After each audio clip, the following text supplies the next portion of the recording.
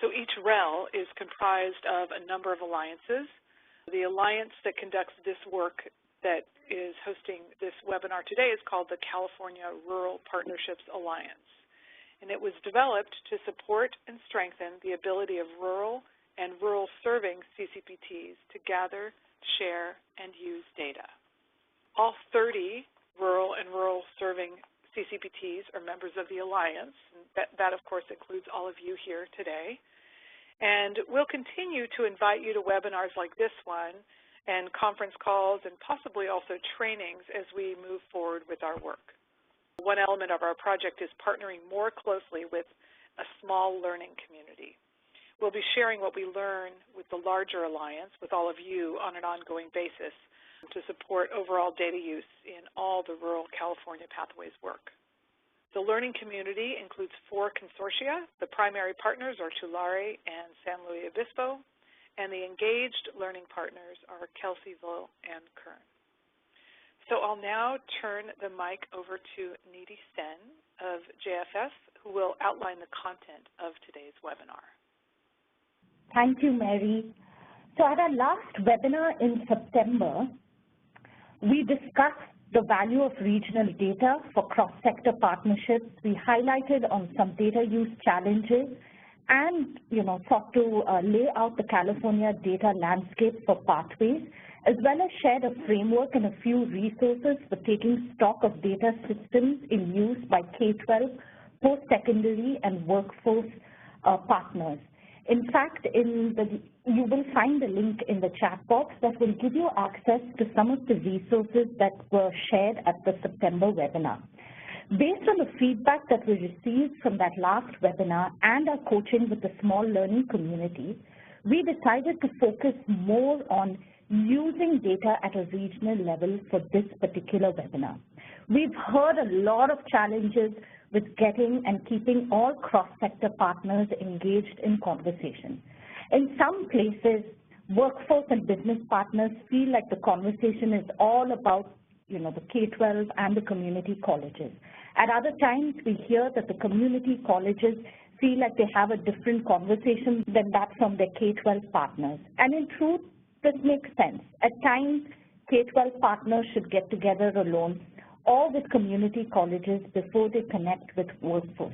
At other times, all 3, K-12 community colleges and workforce, need to come together to strategize around the regional education to workforce pipeline.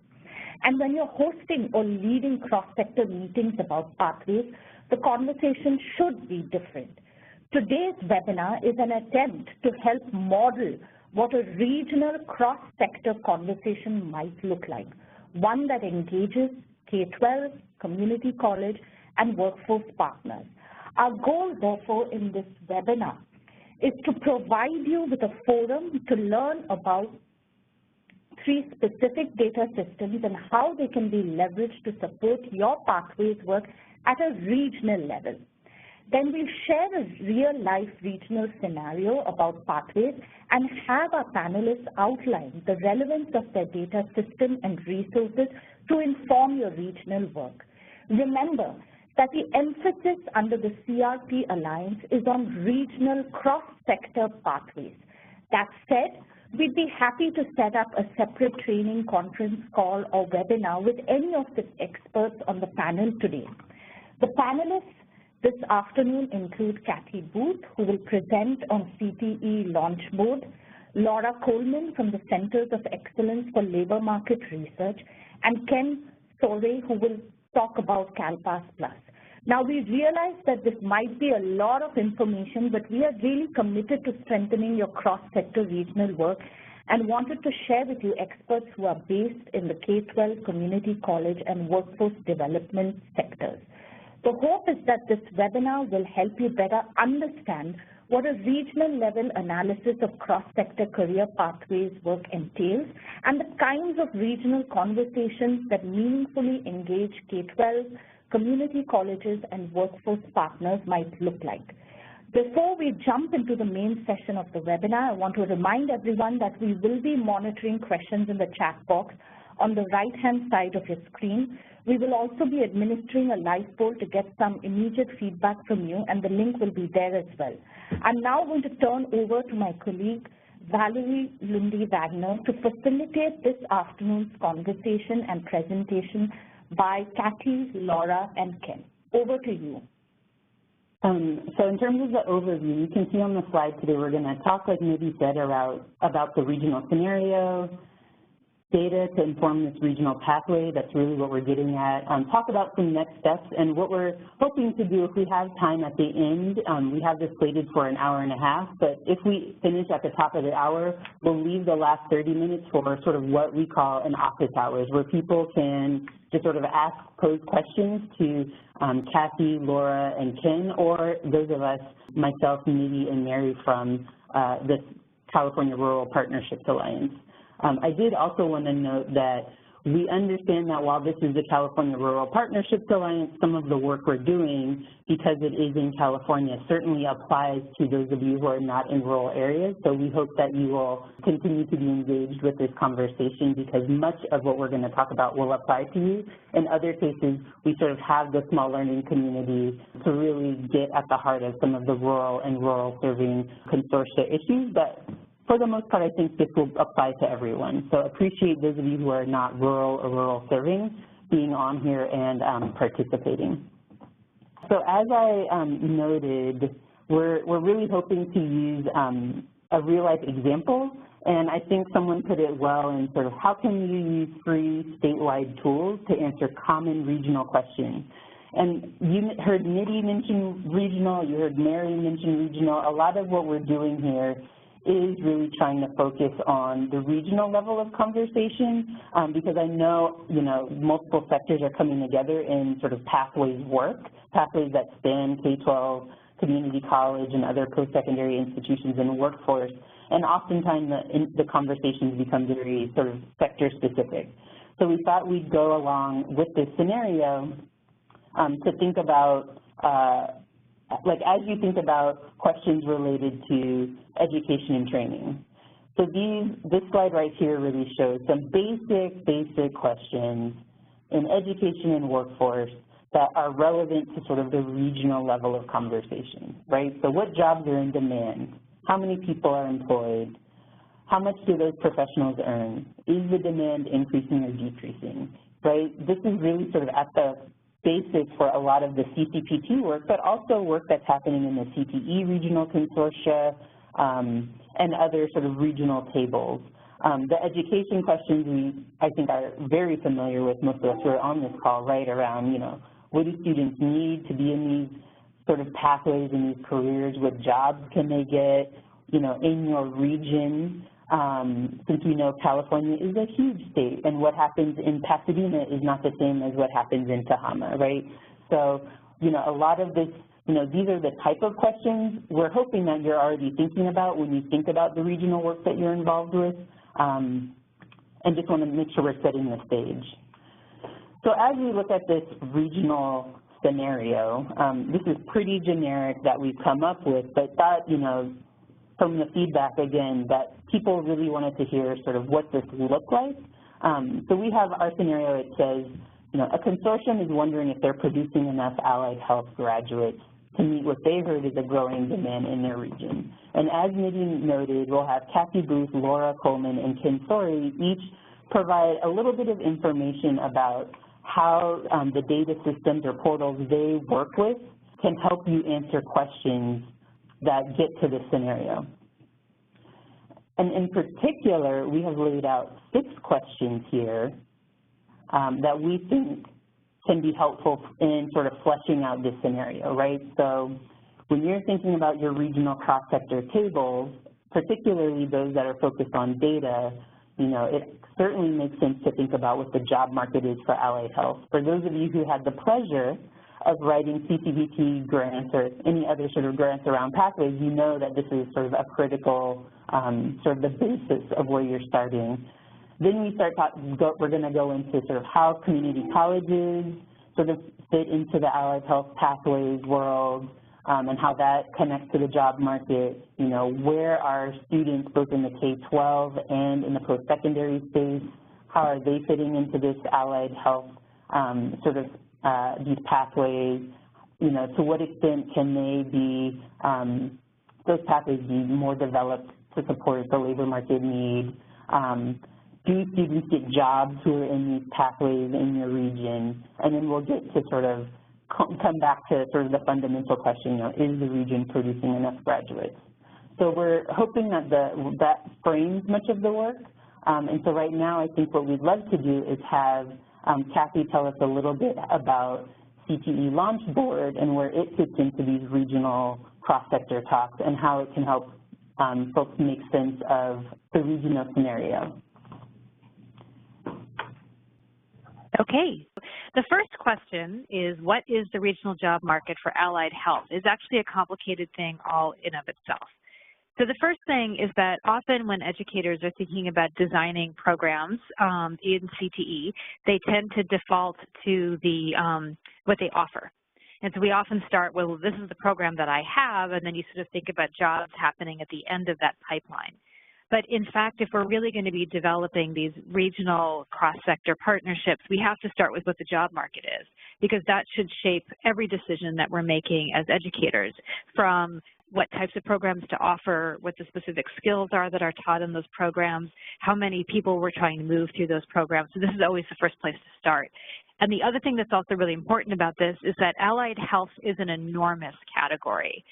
It's more than just an industry sector. It encompasses many, many, many different types of jobs. So if you want to start getting granular about what kind of training you should be providing in this area, you're already going to have to get much more narrow than that. So all the examples that I'm going to be showing you are within the subdiscipline of nursing, within which even there are many different types of jobs and training programs. So go ahead and advance the slide, and I'm going to show you the kinds of information you can get right now in the launch board. So what I'm showing you is a portion of one of our data tools. And what I'm going to do is I'm going to just walk you through what you can find in the tool before we start talking specifics about where the data comes from and how you access it. Because I think what's most important is to create the value proposition. Why would you even want to go in and use these tools? So within the launch board, one of the things that we've tried to do is make it easy for you to get to the labor market information that you need to drive the conversations that you'd be having across K-12, community college, adult ed, and workforce partners. So what I've been able to do is go in and say, okay, I want to look at nursing, and then I can put in a particular region. So in this case, I chose the Central Valley as the region that I wanted to look at, and then I'm immediately able to get to a number of different types of data points about the available job market in nursing. So what you can see at the top is that I'm finding out what the job market is currently like in the Central Valley within nursing. And I see that there's 4 primary occupations, which are registered nurses, licensed vocational nurses, nursing assistants, and home health aides. And one of the things that's important to understand about these jobs is that they require different levels of education. So although technically in the state right now you only need an associate's degree in order to become a nurse, increasingly employers are expecting you to have a bachelor's degree.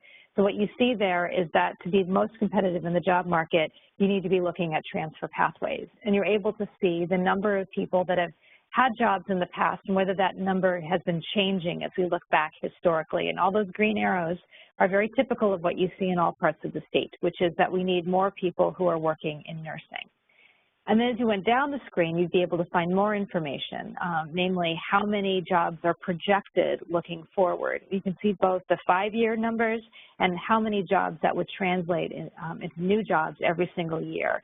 So there you can see that there's a difference. There's many more registered nurses that are needed than LVN practitioners at this point. So this could give you some really useful information to think about, okay, are we training toward all of these different occupations, and have we put in place the stackable certificate programs that can move people, you know, from nursing assistant toward a registered nursing pathway, and are we building the transfer opportunities that are going to make our students more competitive in the job market?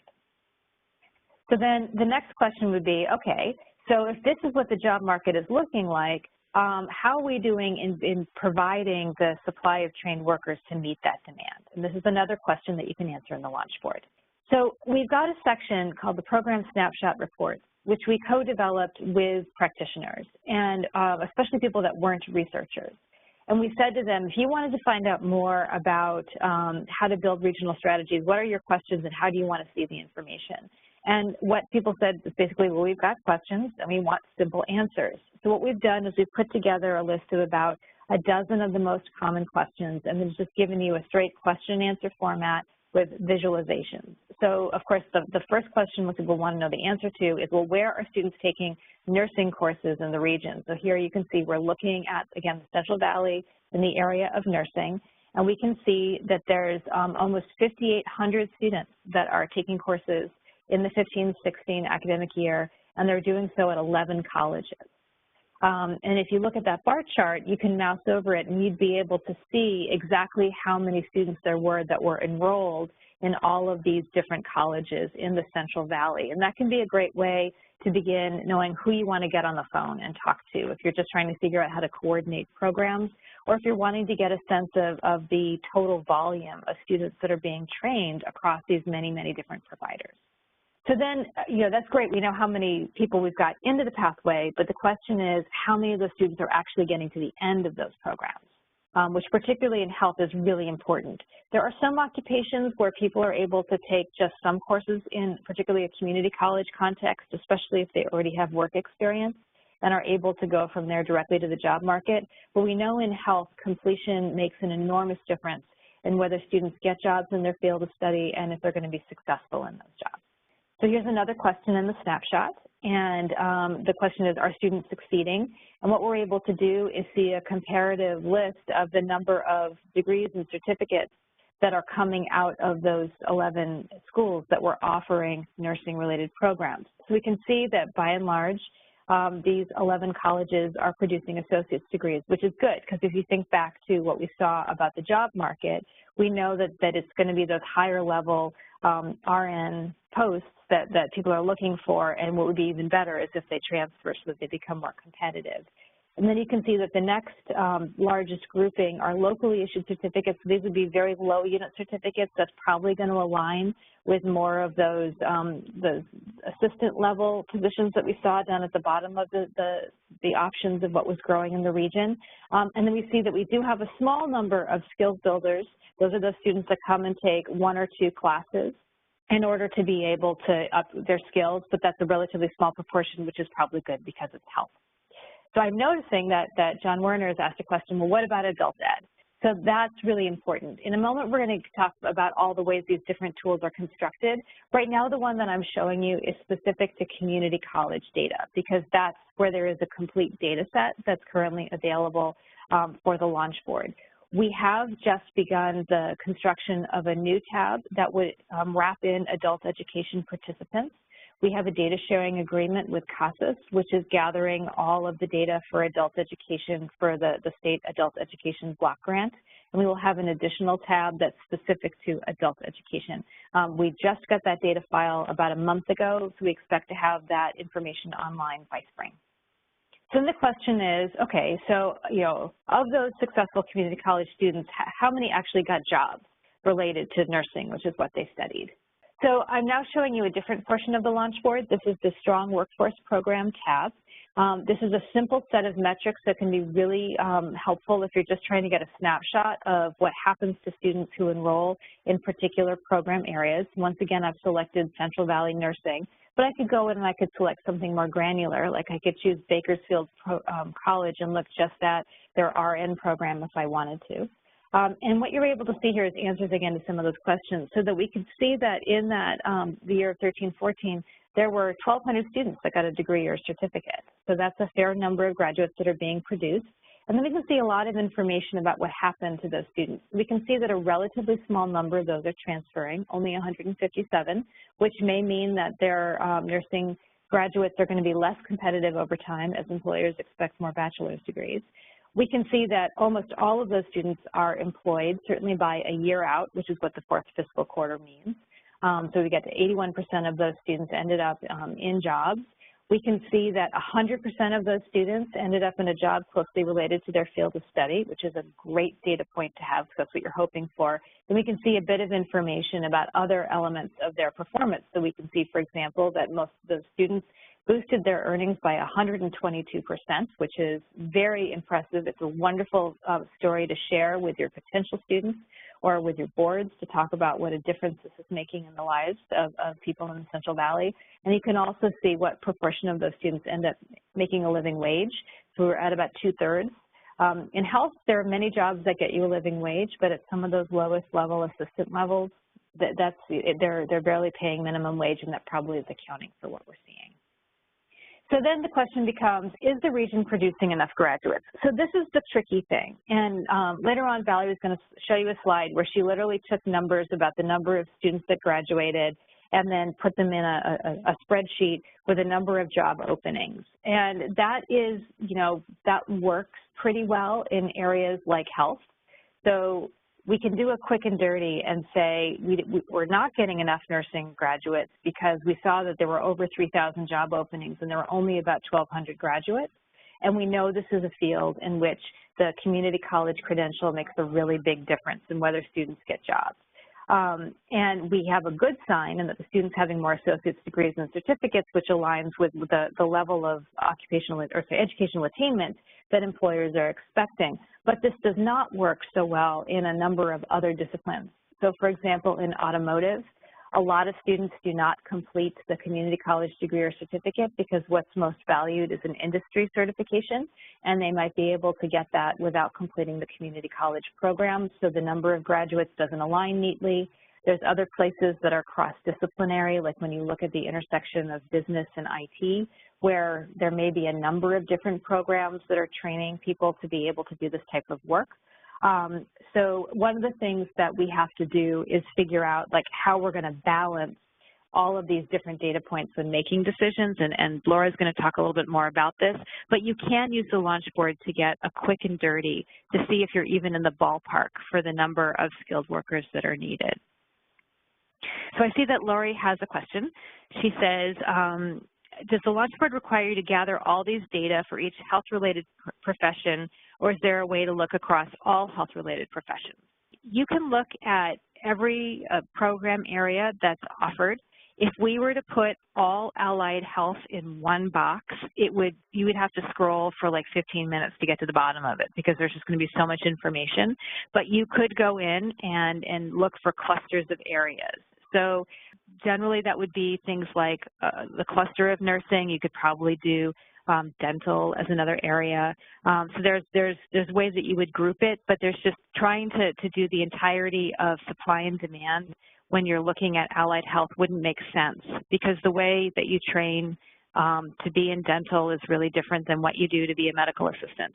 And so that's why we have to break them out separately. So all of this is talking specifically about community college outcomes. And one of the reasons that we really need to look at community college outcomes is when you look at the big picture for what kind of jobs get students to living wages. So there's a lot of charts floating around right now that show the proportion of jobs that are available based on your educational attainment. And what they show is that about 1/3 of jobs you can get with just a high school diploma. 1/3 are something that are called middle skills jobs, which means it's more than high school but less than a bachelor's degree, and 1/3 are bachelor's degree and higher. What those charts don't point out is the average earnings that you make at each of those levels. There are lots and lots of jobs that you can get straight out of high school. There are relatively few of those jobs that pay a living wage. So if you really want to be helping your students prepare to support themselves and their families, you really need to be looking at some sort of post-secondary education in order to ensure that they're going to get to that level of just basic economic sustainability. So one of the things we want to do then is look at what's going on in high school, both in context of the number of people that are being trained, but also looking at whether you're preparing those students to go on to get a community college degree or certificate. So we've just debuted a new tab in the launch board, which is specific to K-14 CTE Pathways. So we're looking at the relationship between K-12, conventional K-12 like high schools, and the community colleges. So it does not include four-year institutions, and we know that there are programs that you offer in your high schools that train to 4 years. Our intention is not to disregard those really important outcomes, but it really is about the fact that we don't have enough four-year data to be able to calculate it. So we want to give you reliable information. So in this case, the information is available. The starting point is always going to be the K-12 provider, and in some cases we have actual sites, like in this one, which is Kern High, and others we have districts that participate. It's based on the way the K-12 provider is participating in CalPERS Plus, which Ken is going to be describing in greater detail for us. So what we've been able to do is take a look at how many students are enrolling in allied health-related programs. And in this case, we can go broad because in high school, generally, what people are being taught fits into broader skill sets. And we can take a look at how that number has changed over time. So the purple line is showing you the folks that are in health sciences, and we see that the number is pretty stable between the 2 years for which we have data, 13-14 and 14-15, with about 1,000 students participating.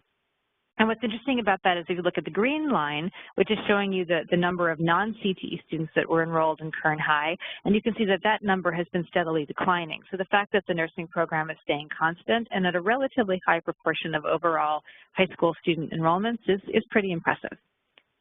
So the question is, what happens to those Kern High students once they transition to community college?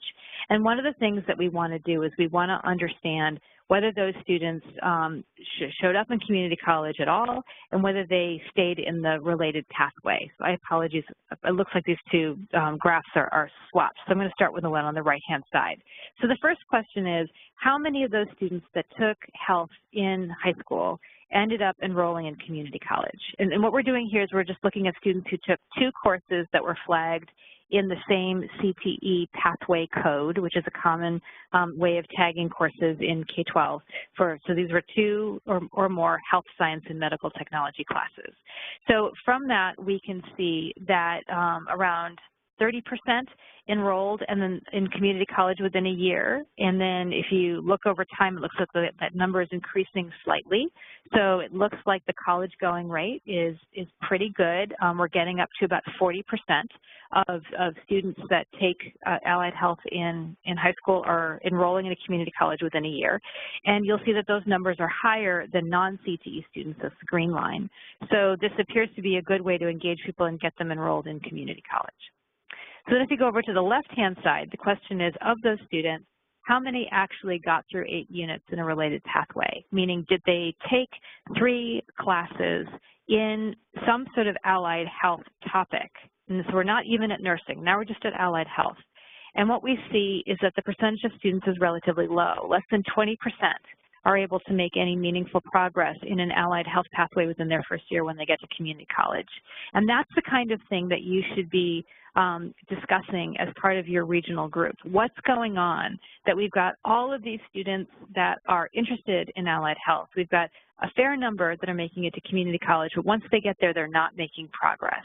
And that could cause some really rich conversations about how you're doing the handoff of those students, making sure that the high school is preparing the students for all that's expected of them once they arrive at community college, making sure that the students are ready in math and English so they're not spending a lot of time in developmental education, which may prevent them from being able to get enrolled in especially nursing courses. It could be that there's such a long wait list to get into nursing that the students just can't even get there. So there's a lot of reasons why this could be happening, but this is what the data dashboards are good for. They can give you directional signage. There's something going on here that probably deserves more conversation, and then you can get in together and dig in and figure out why. So John made a comment in the chat window. Is that explainable as students fulfilling gen ed as they anticipate occupational courses such as dev ed? That's a good guess.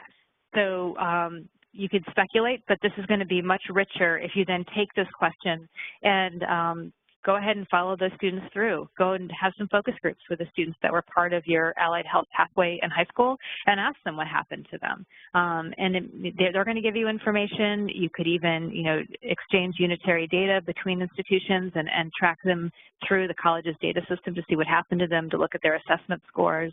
All of this is allowable under FERPA because it's critical for program improvement. So that's the kind of thing that you're going to, unfortunately, dashboards can't tell you that. dashboards can only tell you where there's heat and light and there's an opportunity for more exploration.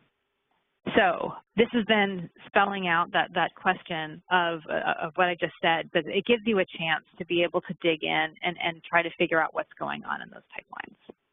Okay, so at this point, I'm going to I've given you a little bit of a sense of the kinds of data that are available in the launch board. I guess, Valerie, should we just see if there's a little bit of Q&A, if there's any pressing questions before I pass it on to Laura to talk more about labor market data?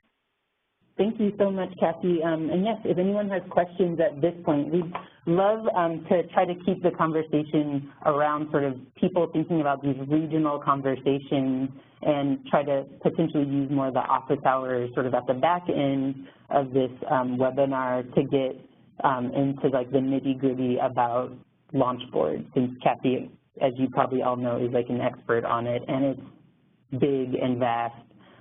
But yes, do people have any questions or other comments? We'll keep monitoring the chat. Oh, I did see Lynette noted sort of some of the problems with nursing have to do with hiring, and I think that is one of the issues that certainly comes up in the regional cross-sector conversation, right? So if there is this need for a pathway and yet you can't, you certainly have to think about who's staffing those pathways, whether it's in the high schools or in the community college, or even in the four-year institutions, because I think they're probably constrained as well. So that's a great thing to bring up, and I think she put a link to a document that talks a little bit about this, the shortage in particular around nursing educators.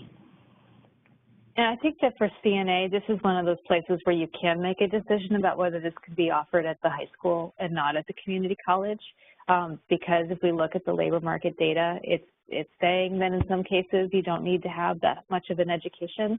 So that's where understanding, and this is where you have to engage your employers.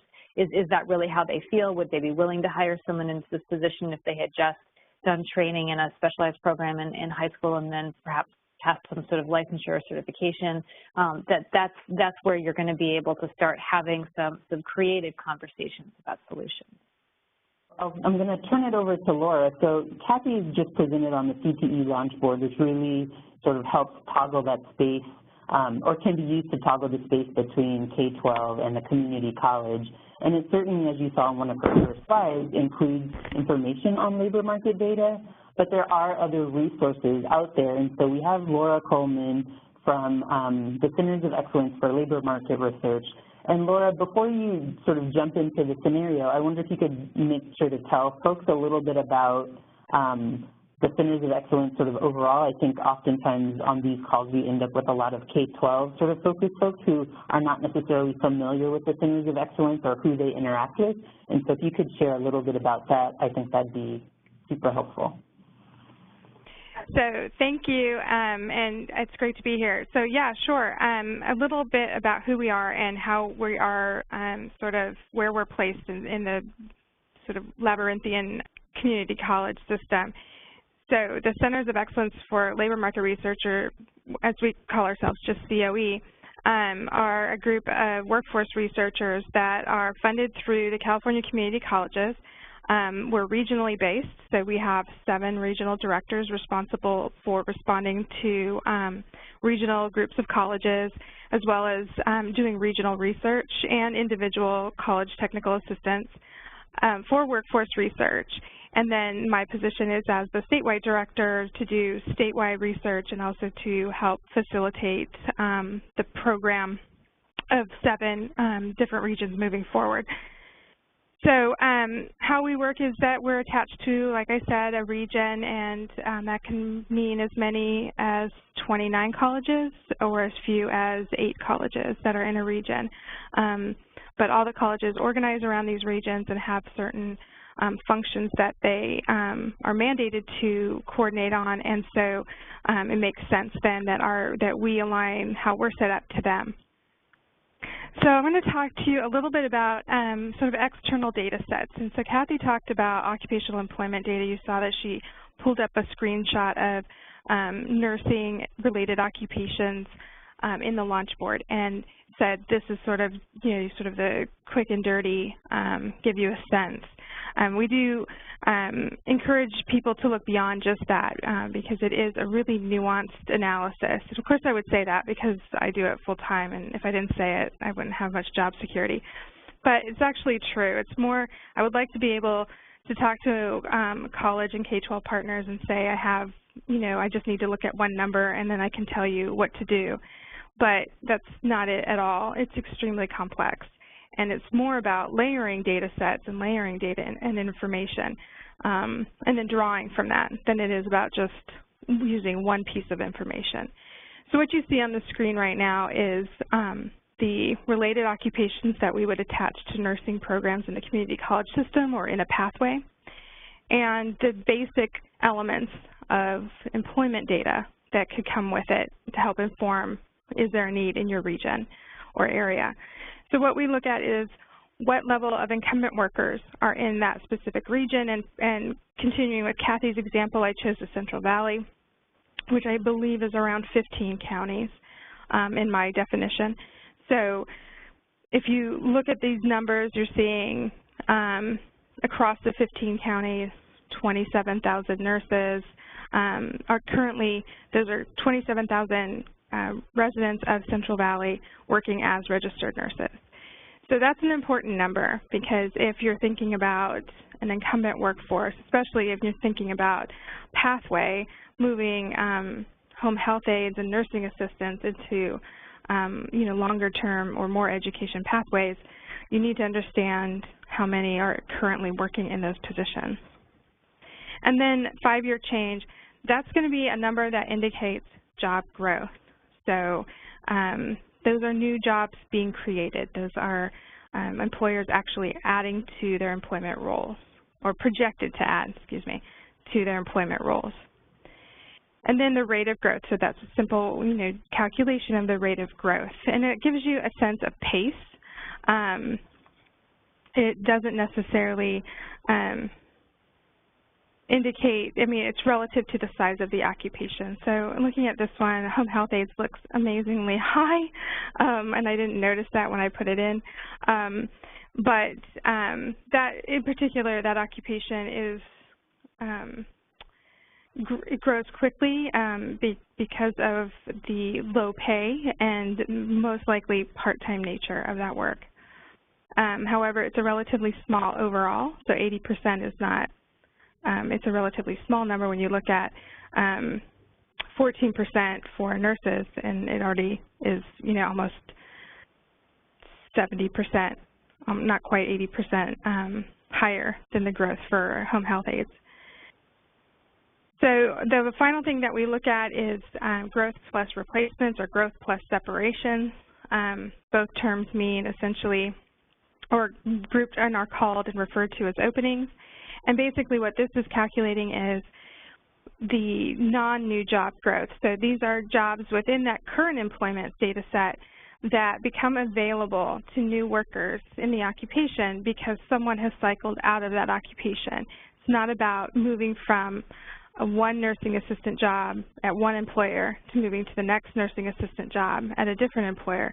It's about moving from your nursing assistant job to becoming an LVN, possibly at the same employer or maybe a different employer. So you're leaving that job altogether.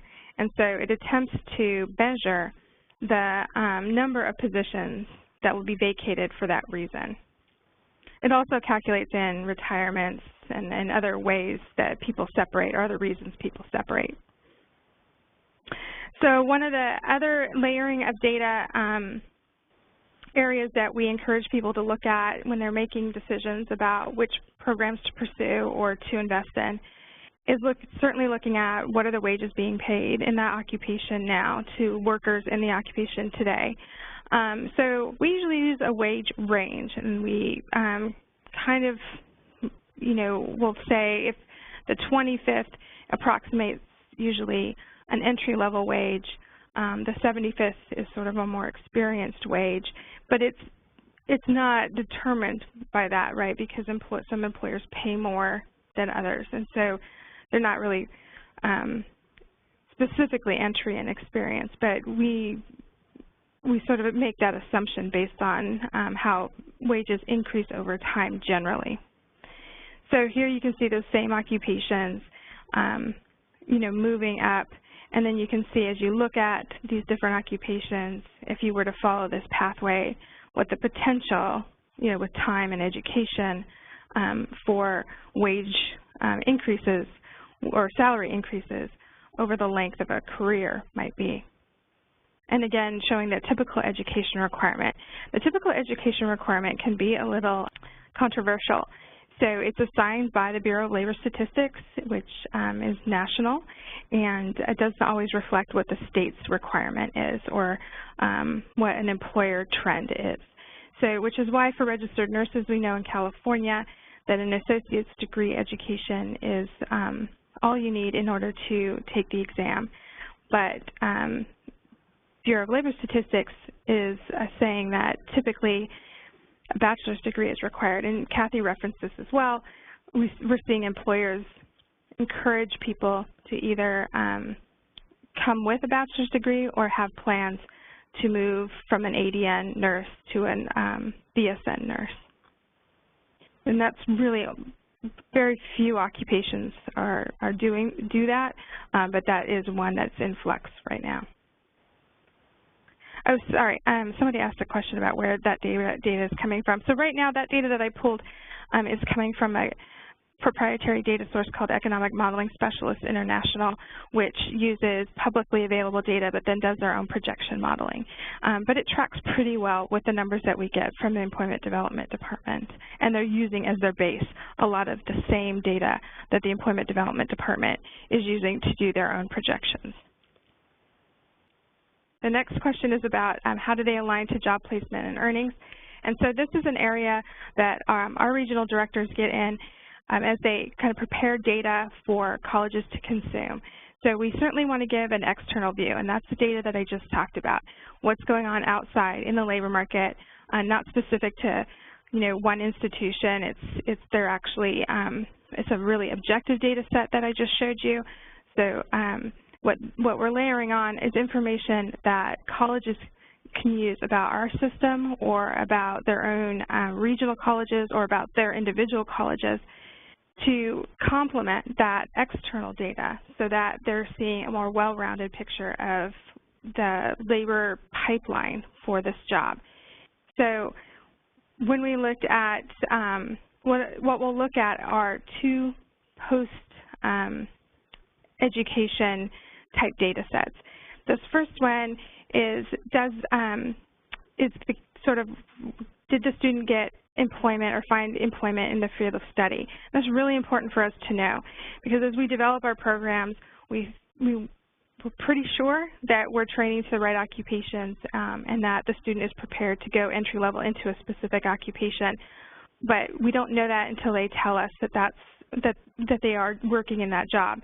And so in the statewide career technical education outcome survey, students are asked about 15 to 18 months after they separate from the community colleges, what they're doing, how their employment situation has changed, what was it before, what is it now, and they're asked, are you working in your field of study? And so for health fields, because it's so aligned, and the programs tend to be occupation-based, you have a registered nurse program. Most registered nurse programs produce only registered nurses. And so you can see that's a really high working in field of study number. But other programs like in business or marketing, you might not see quite that correlation. And that's an important number for us to watch, and it's an important number for colleges. This data is coming from the Chancellor's Office, Community College Chancellor's Office, and what this is saying to us, similar to what Kathy had talked about, which is in Launchboard, it's matching our student records to unemployment insurance wage data, and then aggregating it so that we can sense what types of wage gains have been experienced by former students. And so this one in particular comes from the Salary Surfer, which takes a longer view than what Kathy showed. Kathy's data in the Launchboard shows, I think, 2 and 4 quarters after education. Salary Surfer takes a larger cohort of students, a multi-year cohort of students, and looks 2 years before they exited campus and then 2 years after the award. And that kind of, I think, is a little slightly different view, and it's not available for every field. But in this particular example, I think it's pretty reflective of what's happening. So you can see some great wage increases and then some not so great wage increases. So as you're thinking about pathways and what a short-term program like Certified Nurse Assistant will gain that student, in the long run, as you can see, a little more time and a little more training yields a lot more money. So how can we help inform your regional conversations? So we're doing a lot of occupational and wage research. We're looking at all of these inputs together and, again, layering that information in one piece and usually specific to the request. So independently, we'll produce our own reports on a sector or on a group of occupations, but we do receive individual requests. And so if you had a question about a specific pathway, you could get in touch with your regional COE. Our main audiences, our charge is to serve community colleges, but as I understand it, most community colleges are partners in different consortia, and so if you have a community college partner in yours, that's one way you could come to us and ask for some assistance. And we may not have that work done already, or it might not work with your timeline, but we should certainly be able to point you in the right direction of a previous report or some assistance.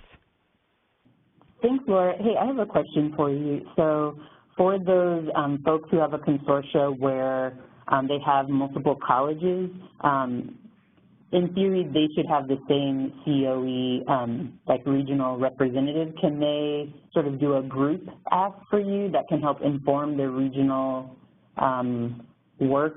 Have folks done that before? Is that typical? Yeah, I mean, if you've got multiple colleges that are part of your consortia, really it would just be about, contacting your leads from those colleges and saying, hey, we need to get this information to inform our work on this project. Can we, go through you to access the COE? Can we involve you? Can we maybe have a quick conversation with the COE director? And that's really just pro forma for the COE director to say, like, okay, this falls under the umbrella of work that that my grant has been, given to do, because these are 2 of my member colleges, or these are 4 of my member colleges in my region, and so, I can certainly help them out with this project. Mm-hmm. Cool. This is our team here. There's one more. She just joined this week, so I haven't added it in, but it's for South Central Coast. Oh, okay. Fantastic. So I wanted to pause here for a moment, particularly for those of you who aren't familiar with the Centers of Excellence or who hadn't been previously, to make sure if you all have any sort of clarifying questions about what Laura has presented, and particularly, I don't know if Laura, you and Kathy actually could possibly do like a minute to just how you're both presenting wage data and summarize that again for folks so that they can see, just to remind them, because not everyone has access to LaunchBoard, but all colleges have access to their COE reps, and then how, or if you have any thoughts on how people might use the data from both to have these regional conversations about labor market demand and connecting it to education. Sure. Do you mind if I hop in on this one, Laura? No, I do not. Okay. So there are several sources of information that are necessary in order to be able to look at employment and labor market data. So as much as possible, the information coming out of the Centers of Excellence is identical to what's showing up in the LaunchBoard. So you can hop between the 2 sources and you should be able to get consistent information because we've designed to be connected together. There is a great infographic that we have done, and in a little bit I'll show you where you can get to a resources page related to the launch board that describes exactly where the labor market data comes from and where the employment data comes from. This is one of the most common questions we get asked, and it makes me proud because you should always understand data sources especially about something like this. But in a nutshell, most of the data that you're going to see about students' employment outcomes comes from the state wage file. So that's held by the Employment Development Department. And the way it is generated is that all employers in the state are required to report who worked for them and how much they paid those people in every fiscal quarter. And the reason that they do that is to help the state be able to calculate how much they would need to be preparing for if they had to pay out for unemployment insurance. So that's why you often hear this file referred to as the unemployment insurance, or for the truly geeky, the UI wage file. Bottom line is, it is the most comprehensive source of information we have about how much money people made. And the way we link that up with educational records is using the student's Social Security number. So there's a match that's done between the Chancellor's Office and EDD. In the future, it will also be done for adult education students that provide a Social Security number to the adult ed institution.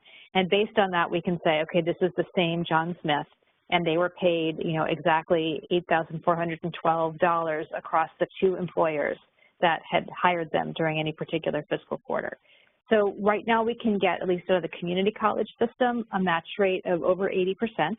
So it's fairly representative. It works better in some industries than others. So health, we've got lots of data, but in areas like real estate or digital media where people are self-employed, then the information isn't in there because self-employed people don't have to report to the state. Obviously, we're going to be missing it for anyone who moves out of state, takes a federal job, or who's working under the table in the cash economy.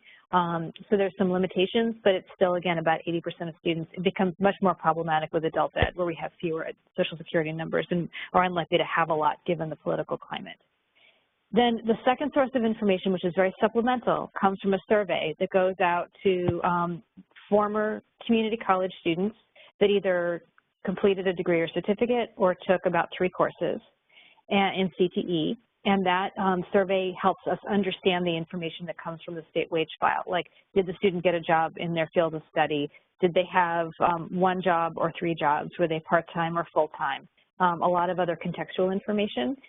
So that's great as a supplemental source. There's about a 30% response rate to it, which is actually very good for a survey, but it does mean that especially when you're looking at the program level, you're often looking at only a handful of students' responses, so you have to sort of proceed with caution. And then finally, the labor market data is coming from, so you got the full name from Laura. This firm is often referred to as EMSI or MZ, depending on who you're talking to. And again, it's the most comprehensive source of information available that's pulling data from, thousands of web scrapings and public sources and things like that. So we've really tried to make sure that you have the most robust data sets possible to answer the questions as comprehensively as possible. And all of these are available for free through certainly the community colleges and then through the regional consortia out to everybody else. Thanks, Jackie. Just in the spirit of time, we know not everyone can stay the full hour and a half. We want to make sure we give a little time to Ken Sorey. So Ken, we'd love to get you to tell us a little bit about CalPERS Plus, and hopefully people haven't forgotten our regional scenario about allied health pathways, but certainly CalPERS Plus connects to that and also connects to Launchboard for those of you who weren't aware. So Ken, do you mind sharing a little bit about CalPERS Plus? So we just wanted to give you sort of a background of how you get access to some of this information. CalPERS Plus is it's a voluntary system of data that is funded and supported through the Chancellor's Office of the Community Colleges, and it's a partnership between San Joaquin Delta College and a nonprofit that I work for called Educational Results Partnership. It's basically a way in which we all regionally and statewide can share data across segments so that we can tell a better story about the transition points for students. And we manage about more than 600 individual data sharing agreements among institutions. A K-12 district or a community college would sign one and agree to share their data that is unidentified data, but that connects across the segment. So if you're a high school principal, you can finally answer the question of where did my students go, how did they do, did they complete some sort of post-secondary credential, et cetera, where did they start in the sequence in developmental education or not, et cetera. And then for CTE, it becomes quite robust because we can really start to map the pathways, as Kathy showed with some of the transition tools. We have about 70% of all the K-12 districts, or actually not the districts, but all the K-12 students in the state. It really varies upon what size of district participates. We cover about 80% of the high school students, and about half of the CSU and UCs participate in it, and that's growing all the time. So it's not complete at 100%, but it does give you a pretty good idea of patterns.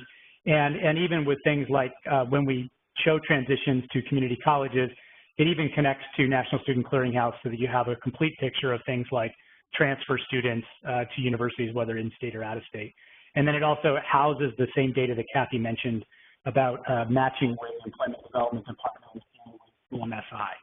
So this system serves as sort of the backbone for the Chancellor's Office to do some of this innovative work around providing these data dashboards and deeper dives into the data all in one place. And so as Kathy and Laura mentioned, we all work together to make sure that these data are all consistent, that we support each other and make sure that we're continuing to improve based upon needs in the field, and the system is sort of grows and grows as people need more and more information.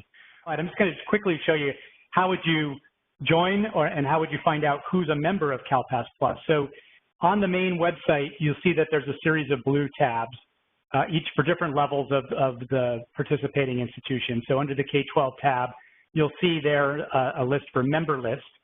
And when you click on that, you get a quick search engine that allows you to see by region who's participating. So you can see in this one, I chose Central Valley South. And you'll also notice that there's a button checked here for show only districts with data. And that's just a quick showing of any district that's ever participated and provided data to the system. If you unclick that, you'll see every district in that region, whether they participate or not. And then you can see down the right-hand column, you'll see whether this institution has an MOU that's sharing their data with everybody else and whether they're not. We have a number of some districts that have provided in the past but haven't been renewed, and it just happens that it's hard to keep up with changes in personnel in the district sometimes. Further, you can see what the most recent data is that the district has provided, and if you click on any of those blue dates, you get to the next slide, which will tell you how much data they've put into the system. So this is an example where you can see these are the types of data that we collect. We have unit level records, in other words, student level records, but not identified, down to characteristics of the students, which courses they took, did they get an award, some of their assessment data like the Smarter Balance assessment. And this is unique in so much as it's much more detailed than, say, like a National Student Clearinghouse match, where you can actually find out things like course pathways and what's happening in intermediate milestones within the different segments. So to access the launch board, as Kathy showed, this is just a quick way to do. You go into the Community College tab, and you'll see the very first option is Launch Board. And you just click on that. I think we missed one slide, but what you would land on is a page here that would have a series of tiles that would give you a program snapshot tool that Kathy started with in her presentation. There's a strong workforce metrics, which were those sort of summary numbers for a given year within a particular sector.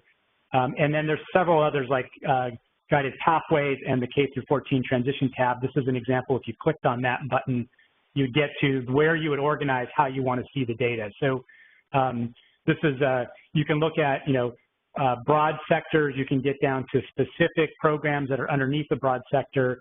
You can switch between both for credit and non-credit, or specifically non-credit or credit. We have all of the data rolled up to a macro region, which would be like the Bay Area, a micro region, which would be a subset, let's say like Silicon Valley, and then specifically to a college. So you can break it down any way you'd like. And then likewise with the sectors, you can be very broad, or you can get it down to very specific fields. And then switching years. One thing I'd point out about the years on here is that if you want to see employment outcome data, you have to go back a couple of years so that there's enough time lapse for the students to have transitioned out of a college and into the workplace. So unfortunately, when we're looking at labor market outcomes, you can't be as current as you'd like because you have to have more time to elapse. So just something to be aware of. And then this is just where you would go in and actually search for an individual school district within that K-14 transition report. So you'd scroll down. Any district that has data for that particular year is listed in there. If they don't have data for that year, they won't be. And then the next option over, you can search by CTE pathway, very broad. In this case, you're looking at all students who have been in any sort of CTE pathway, or you could get down to very specific. With the K-14 transition reports, the more specific you get the fairly small N sizes, particularly if you're looking at an individual school district. And then again, you can switch years, and then each time you change something, you can click the view. So that's kind of a quick overview of how you get in there, how you check who's participating in your region, and how you would access the launch board directly. So I think that's all from my end, and I can have questions afterwards. I think it's Valerie's going to be the next summary slide just to kind of wrap us up. Yeah, well, I do want to stop for a moment for those of you who might have questions. I think all of what Kathy, Ken, and Laura have sort of implicitly and in some places explicitly noted is the data are not perfect, and that's okay. What we do think at this regional level, as you think about the conversations that you would have about which pathways to grow, maybe which pathways to cut back, where you want to beef them up in the high schools, where you want to beef them up in the community college level, how you address the number of independent contractors who are in your region who are not captured in this, right? Conversations with your local workforce boards or workforce partners. Our hope is that you see at least where these free data resources, in this case for this webinar, where CalPERS Plus, where the launch board, and where the Centers of Excellence can help plug in and give you some sort of baseline for starting those conversations, having them about, do you have enough nursing instructors in your community college, and what would that mean, and how can you as a region strategize on how to solve those questions or those problems. And so for those of you who are on the September webinar, and those who weren't, will reference the California landscape document that's in the box folder. It really just sort of lists a bunch of data systems, portals, and dashboards that we over here at REL West for the CRP Alliance put together. This slide right here shows what I think I would call a pretty simplified version of getting a snapshot of supply and demand for this regional scenario. What you see on the top is just sort of supply, just thinking about which education sector or level, K-12 and community college, who has pathways, where can you get information on pathways enrollment, completion, and job placements. And what I should have on there is a key that says CPP being CalPERS Plus, LB being launch board, and COE being Centers of Excellence.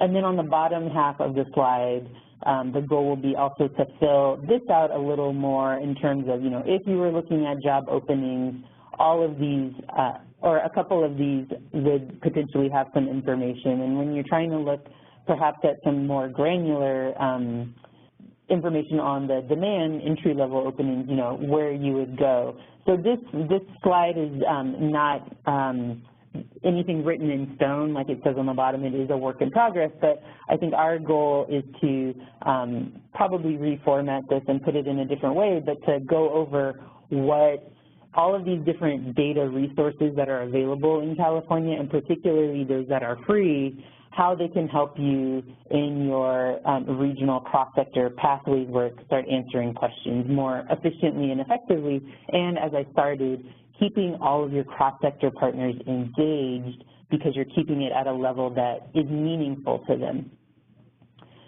In terms of wrap-up, like I said, hopefully this can be helpful as you're continuing to talk about regional decision-making. You're hearing that each data system has its own capabilities and limitations, and at least in the case of CalPERS Plus and the launch board, they are, sort of inherently connected since they're hosted on the same sort of platform. And we're we're certain that each of these systems provides different insights that can inform your regional conversation.